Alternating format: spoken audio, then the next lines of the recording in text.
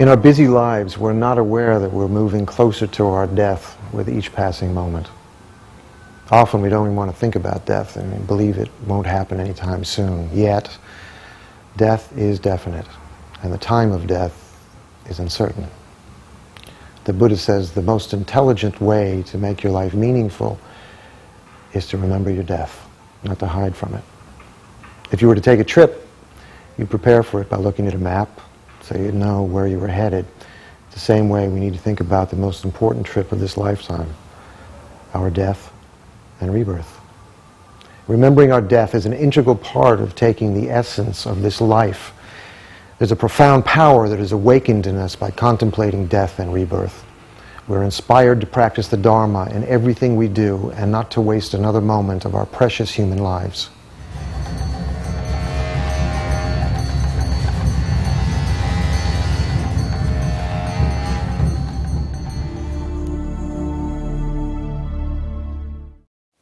Each of us is going to die, from the smallest to the largest animal, from the poorest to the richest human being.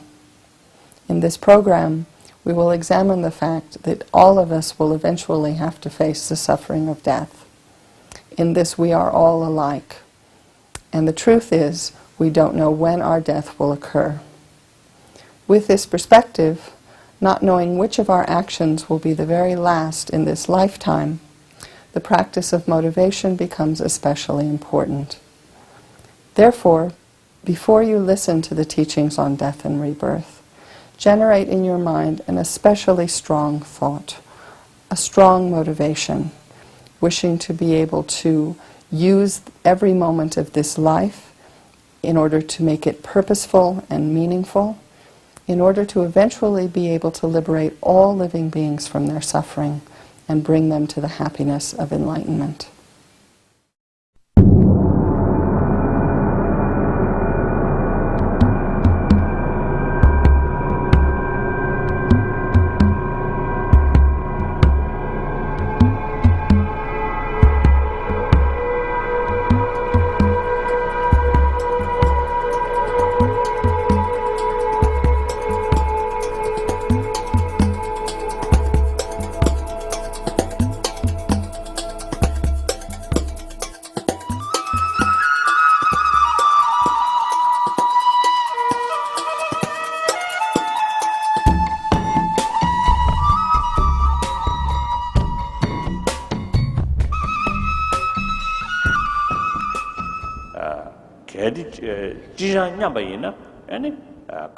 It is necessary for the spiritual practitioner to reflect upon impermanence, and particularly death, the possibility of the inevitability of death and so on. Now, impermanence in terms of the continuum, which is the reflection on death. So when we talk about impermanence in the context here, the primary contemplations are reflection upon three important facts, which are that death is inevitable. So far as the actual eventuality of death is concerned, it is unpredictable. It can strike any moment. And the third is that at the time of death, only Dhamma, one's spiritual practice, will be of benefit. To take an example immediately of our own case, for example, this night, most of us feel that we'll be alive. However, if you examine this carefully, we may think that yes, I'm healthy. There is no medical or physical conditions that threaten my life, and even if there are external kind of natural conditions such as earthquake, if earthquake were to strike California tonight, I may be able to escape and avoid the danger. So one can conclude quite justifiably that 99% that we will be alive. However, there is a 1% we cannot say 100% with guarantee that we will be still alive. So when the phenomenon called death really strikes, at that instance, then no matter how much wealth you have, they are of no significance. Your families and relatives are of no significance. Even the very body that you have cherished and carried and always had with you will be no more. It will be of no use for you. For example, in my own case, while I'm alive, I have friends, I have people to turn to when in need. I can ask people to help me, people are willing to help me, and so on. But when I die, at that point, no one can help me. It's me, I myself alone, who has to go on the path, who has to travel. Then the question arises, what then? What then after death? Here, of course, it brings up the issue of rebirth, the question of rebirth. From the Buddhist point of view, rebirth has to be understood in terms of a continuity of consciousness. So one of the the foundational premises of the Buddhist understanding of the possibility of rebirth is understanding of the continuity of consciousness even after death. Buddhists do not posit beginning to the continuum of consciousness, and Buddhist explains the nature and existence of consciousness purely in terms of causes and conditions, the principle of causes and conditions. So as the text points out, the question of where you will depart after the death is influenced and determined by your own karmic collections, not only of this life but also your past karmic actions.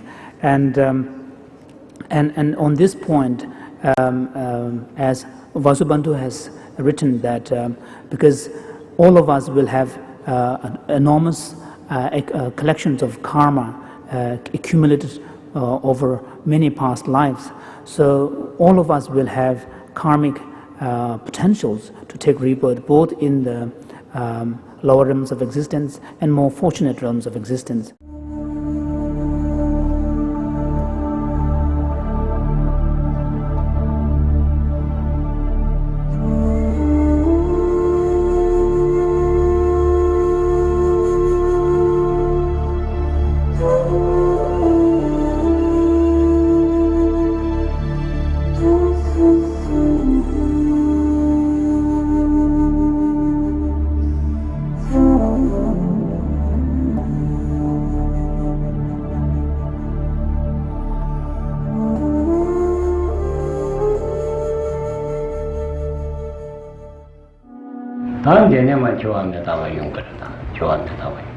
In general, I know people in the West, they don't want to hear about impermanence and death. Why? They feel like they become unhappy, they become sad. Therefore, it's better not to hear about, better not to think. Yeah, I'll be dying sometime in the future, but that doesn't mean that I need to think about it now. Otherwise, I'll get so sad. So this is very wrong. This is very wrong because it's the opposite way around. If we don't want to be saddened at the time of death, completely overwhelmed with fears, not be able to do anything at the time, is right now that we are alive, that we have to think about it. In this way, if we are able to think about it now correctly and to make the right preparation, it will be like the good child, like for a good child to go back home. Will experience a great deal of happiness at the time of dying. Even if you're able to recollect Dharma practice, if you don't recollect that and impermanence and that, you won't be practicing anyway. You will be only thinking, oh yeah, I must practice Dharma, but I can do it tomorrow. First I have to do something else, so I can do it the after tomorrow, or I can do it the next year, and so forth. So as Lama Tsongkhapa says, in this way, by thinking, I can do it later, the whole life goes by and you won't be able to achieve anything. So even if you're able to recollect Dharma practice, you won't be able to practice it. Therefore, if you don't recollect that and impermanence and that, you won't be able to abandon the fantasies related to this life. That means that whatever Dharma practicing you will do, it won't be pure Dharma, it won't become Dharma practice, and your mind will be trapped within the 8 worldly Dharmas. In brief, no matter what kind of external or internal methods, or wherever I go, whatever I do, that won't prevent me from dying. Therefore, definitely I'm going to die. That is certain. I'm not going to last in this place. So think about the causes. Think about the causes that bring one of the uncommon special causes that result in a precious human rebirth is the perfect practice of morality. So now, check in your mental continuum. As the Kadampa Lama says, if you want to know who you were before, look at the condition of your life now. If you want to know where you're going to be or what you're going to be in the future, look at the condition of your mind now. So this is very true. The uncommon condition of achieving a precious human rebirth is the practice of morality. If those uncommon causes, such as morality, is not being sown in the mental continuum, there is no way of achieving the result that one wishes for.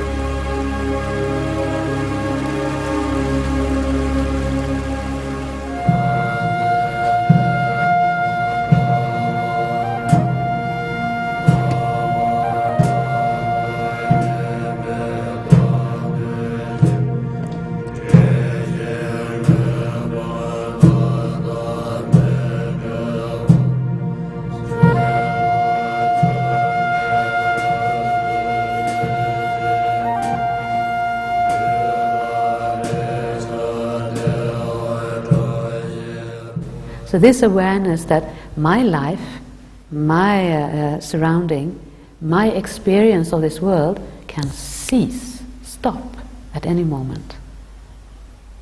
And I have to go alone, leave all this behind at any moment.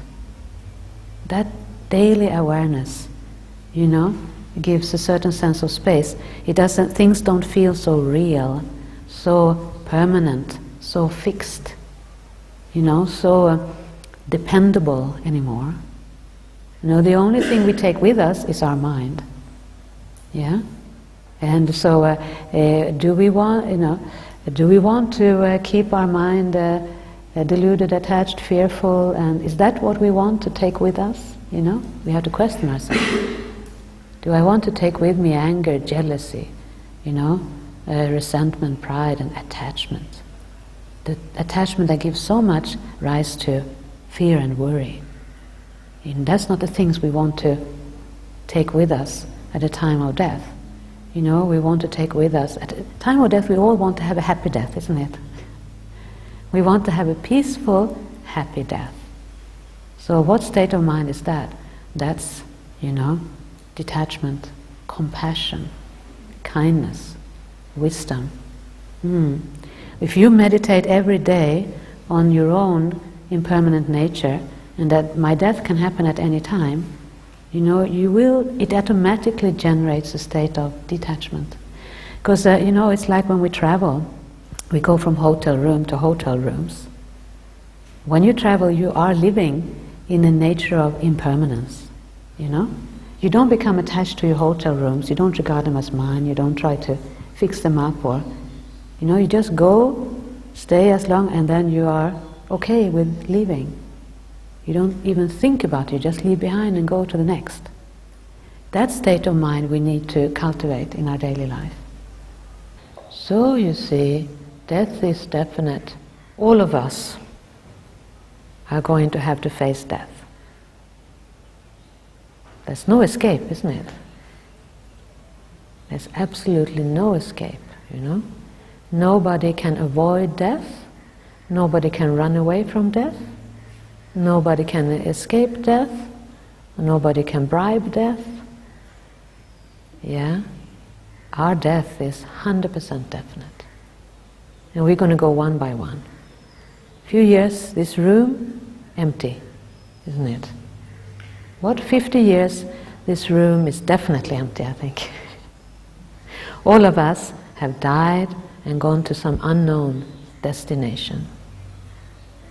You know, mind going to some unknown destination, and the precious human life finished. No certainty to regain such a life situation and opportunity again. It took us many years to get to this point, you know. And who knows whether even we will be born in a place where we can practice Dharma next life. Then you feel this urgent, not to postpone Dharma practice, but to start from now. Check, how can I integrate Dharma into my life now to make it meaningful from now on, because my death can happen at any time.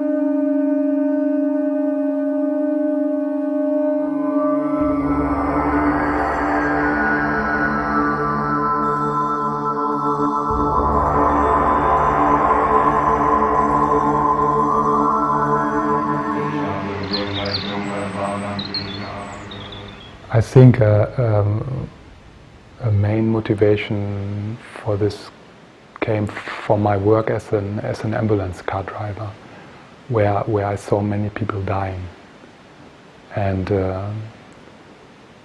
I realized that people can't die. I mean, they are just. I saw immense suffering and immense. I didn't see any peaceful death. I read about peaceful death in books, but this is not how people actually die. They die screaming and full of fears, and it's just horrible, and it's nightmares. And so I remember especially I went once to a case where a young guy who was the same age as me was stepped down with a knife, and so he was lying there in his blood and screaming, and he was dying, and before I was working on a farm, so I thought I went to the slaughterhouse and I saw pigs dying, and I thought, he's dying like these pigs. There's no difference, but something in me knew it's not necessary to die like this. No, it's just not necessary. It's a mistake. And and so my practices and my life as a monk is a preparation for my death. Not only for me to have a good death, but also to reach a level of practice where I can help other people to die.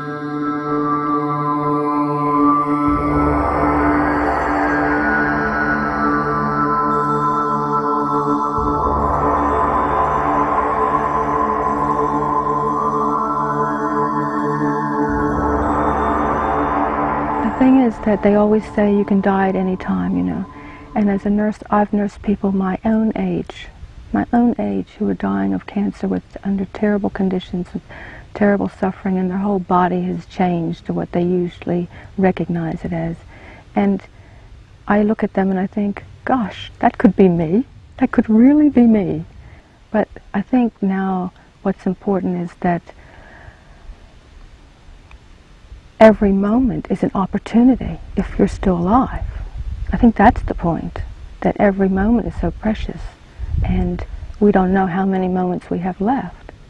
So let's try to do the best we can with each moment. And it makes life much more pleasant and so much more meaningful. And that's the other thing about people who are dying. Then they start to focus on, was their life meaningful? And it's important to focus on that now, while we have time to do something about it, rather than wait until we've only got 2 weeks left and we don't have any time to do all the things we really wanted to do. So that's why I guess I'm more motivated now. We want things to stay the way they are, and they can never be that way because they never are that way. So that reality really hit me. I think if people die with a really happy frame of mind, that they have more chance of going to a better rebirth, not going into the lower realms, because it would be so easy to die with fear, and then I'm sure that would be a very good migration, because you look at the animal realm and it's all about fear. All the animals are in fear, so that's very easy for me to believe in the animal realm, and being born in the animal realm, because if people die in fear, that's probably where they're going to go. I was with a man who was a fisherman, and you could just see that he had visions, like the Lama say, of all the animals that he had killed. And his eyes were going all over the place, and he was terrified. The other thing is I tried to get people to generate some kind of love in their heart, you know, love and appreciate for their family. You know, sometimes they don't feel good about themselves. They feel that they've not done nothing good in their lives. And I say, well, you raised children, you raised a family, you've done a good job with this, you know. They should rejoice in what they have done, what they've done that's good in their life. Focus on that. That's the important thing before they die, is focus on the good things. And if they have regrets, then they see those regrets as positive, as something that they've learned in this life. And even rejoice that they've learned that, instead of feeling guilty and, oh, I'm a failure. They should stay positive. There was a man from Burma, and he had a wife and 2 daughters. And he was looked after by a hospice service in the city, and Amitabha was called in because we're the only service that's Buddhist. So he took his bed, a mattress, and put it in his shrine room in the house. And he put his head towards his shrine, and he told his wife, I don't want much fuss over me. Leave me alone. I've got to concentrate now because I'm going to die. And all the public services who were looking after him never had seen this before, because usually people are so scared and they need so many drugs, especially mental drugs, to calm people down because they're terrified. But he didn't need anything. And all the other workers were so surprised. He doesn't need any drugs. He's so calm. And everybody who came into the house felt so peaceful, so unique, so unbelievable. And his wife and his daughters looked after him, and it was like he was in his last retreat before he died. And he was just a model for everyone who came into the house. Everyone spoke so highly of him and had never seen anything so peaceful before.